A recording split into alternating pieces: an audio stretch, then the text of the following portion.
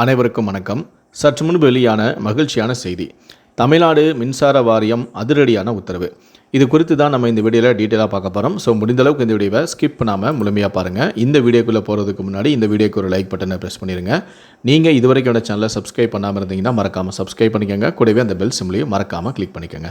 சரி, வாங்க இப்போ நாம் வீடியோக்குள்ளே போகலாம். தமிழ்நாட்டில் புதிய மின் இணைப்புகளை 3 நாட்களுக்குள் வழங்க வேண்டுமென மின்சார வாரியம் தெரிவித்துள்ளது. அதன்படி வீடு, கடைகளுக்கு மின்சாரம் கோரி விண்ணப்பித்தோருக்கு 3 நாட்களுக்குள் மின் இணைப்பு கொடுக்கப்பட வேண்டும் என தெரிவிக்கப்பட்டுள்ளது. புதிய மின் இணைப்புக்கு விண்ணப்பிக்கும் போது அங்கு டிரான்ஸ்ஃபார்மர்கள் அமைக்க தேவையில்லை என்றால் 3 நாட்களில் மின் இணைப்பு வழங்க வேண்டும் எனவும், அப்படி இல்லாத பட்சத்தில் 7 நாட்களுக்குள் இந்த வேலையை முடித்துவிட வேண்டும் எனவும், அதேபோல மேல்நிலை கேபிள்கள் உள்ள இடங்களில் நிலத்தடி கேபிள்களுக்கு அதிக கட்டணம் வசூலிக்கப்படுவதாக பொதுமக்கள் புகாரளித்து வந்தனர். இதனால் அதிக கட்டணம் வசூலிப்பதை உடனடியாக நிறுத்திக் கொள்ளுமாறும் தமிழ்நாடு மின் உற்பத்தி மற்றும் பகிர்மான கழகத்திற்கு உத்தரவிடப்பட்டும் உள்ளது.